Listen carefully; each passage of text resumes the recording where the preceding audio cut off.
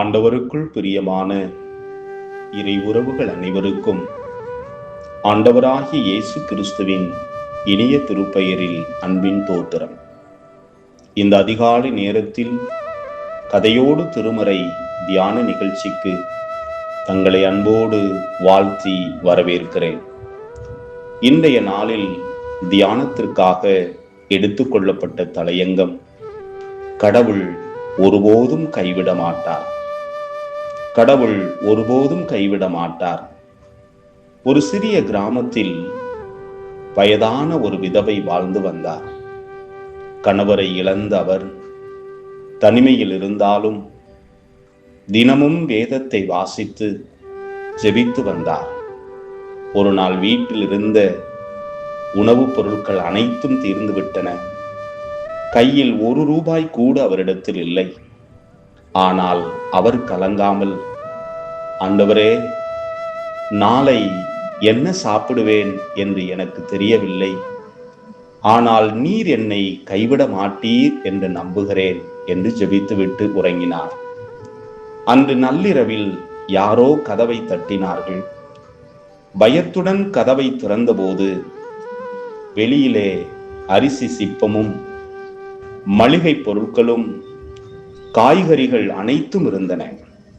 அருகில் யாருமே இல்லை.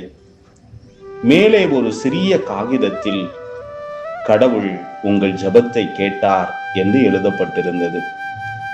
மறுநாள் தான் உண்மை தெரிந்தது. அருகில் வசித்த ஒரு இளைஞன் அந்த விதவையின் ஜெபத்தை கேட்டு, இந்த அம்மாவுக்கு உதவுவதற்கு கடவுள் என்னை பயன்படுத்தட்டும் என்று நினைத்து இரவில் பொருட்களை வாங்கி வந்து வைத்துவிட்டு சென்றிருந்தார். அப்போது அந்த விதவை கண்ணீரோடு கூறினார், கதவை தட்டியது ஒரு மனிதனின் கைதான், ஆனால் அந்த கையை அனுப்பியது என் கடவுள் என்று அவர் கூறினார். கிறிஸ்துவுக்குள் அன்பான ஆண்டவருடைய இறை உறவுகளே, நான் இளைஞனாய் இருந்தேன், முதிர் வயது உள்ளவனும் ஆனேன். ஆனாலும் நீதிமான் கைவிடப்பட்டதையும் அவன் சந்ததி அப்பத்துக்கு இறந்து திரிகிறதையும் நான் காணவில்லை என்று சொல்லி சங்கீதம் 37:25 நாம் பார்க்கிறோம்.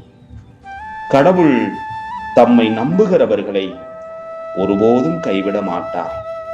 சில நேரங்களில் அவர் மனிதர்களையே தம்முடைய கருவிகளாக பயன்படுத்தி நமக்கு தேவையான உதவியை அனுப்புகிறார். எனவே எந்த சூழ்நிலையிலும் மனம் தளராதிருங்கள், ஜெபத்தை விடாதிருங்கள், கடவுளை உறுதியாக நம்புங்கள்.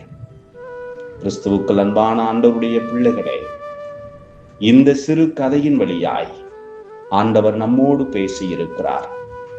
ஆண்டவரை நோக்கி ஜெபிப்போமா? எங்களை ஒருபோதும் கைவிடாத பரலோக பிதாவே, இந்த செய்தியை கேட்கும் ஒவ்வொருவரையும் ஆசீர்வதியும். நம்பிக்கை இழந்தவர்களுக்கு நம்பிக்கையையும், தேவை உள்ளவர்களுக்கு உதவியையும், குடும்பங்களுக்கு சமாதானத்தையும் அருளும். உம்மை முழு மனதோடு நம்பி வாழும் கிருபையை தாரும். ஆண்டவராகிய இயேசு கிறிஸ்துவின் திருப்பெயரில் கெஞ்சி மன்றாடுகிறோம் நல்ல பிதாவே. ஆமென், ஆமென், ஆமென். அன்பானவர்களே, நாளைய தினம் சரியாக காலை 5:30 மணிக்கு மீண்டும் கதையோடு திருமறை தியான நிகழ்ச்சிகள் சந்திப்போம். கடவுள் உங்களை நிறைவாய் ஆசீர்வதிப்பாராக. ஆமென். கிறிஸ்துவின் பணியில் உங்கள் சகோதரன் அருள்பணி எஸ். பால்தநகரன், திருவில்லிபுத்தூர்.